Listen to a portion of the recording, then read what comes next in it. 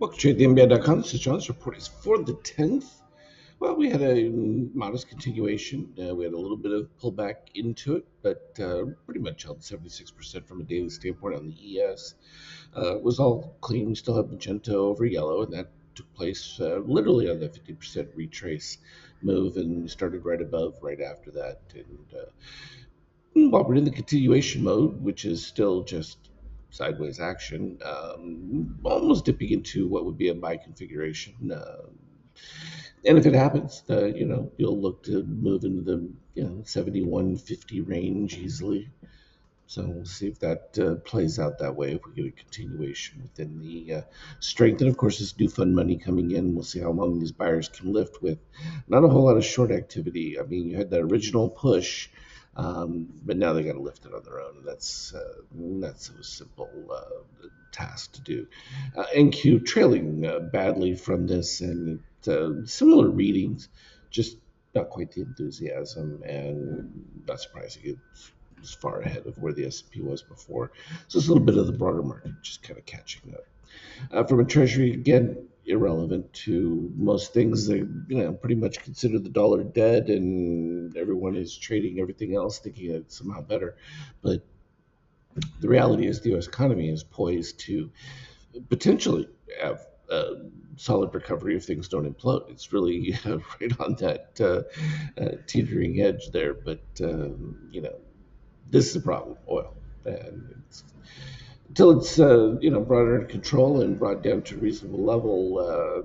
Some people think this is a reasonable level, not for the kind of growth that Trump wants, or for any kind of realistic idea that you're going to get to have greater than 3% growth. You need to see that far less. So this move on the euro again, it's stupid, but it's just what the chart says to expect. And it's already positive extremes on it because they're just floating outside the normal flow of things. And really, do you really want to be in a euro? I don't know what that gains you as Germany and all these other countries start falling apart and it becomes more exacerbated. Yeah. How's that a bonus? You're still going to be in the better side with gold and silver are still going to do well. And even after the brief apocalypse, it was just an opportunity to be able to get things at a discount.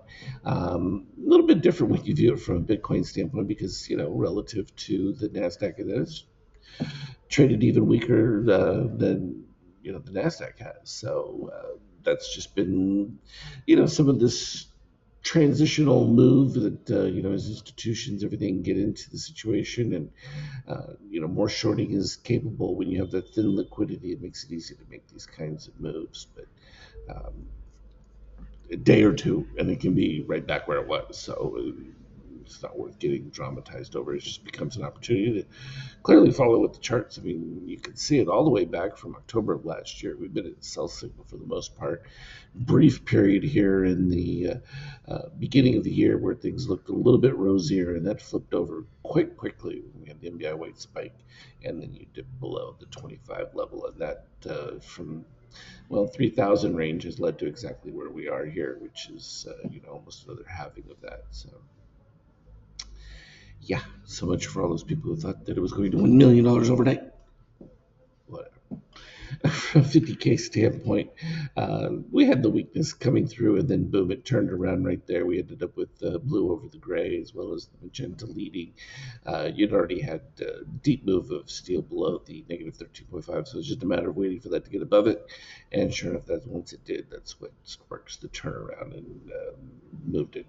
However, we are getting higher highs on a lower shakeout, and that'll get paid for in the fill of all these positive extremes, which will just take us back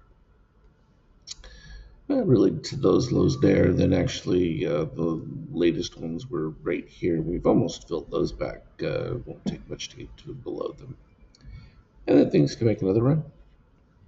And for a 5-minute trade, you can see it was just all up.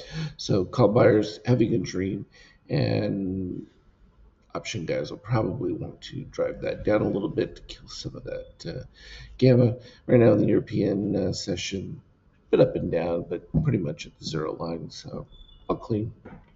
That's long and the short of it for now, but yeah, we'll have some additional details on changes that I'm making from the outgrow standpoint, and you'll be able to get a look at those in the next coming days.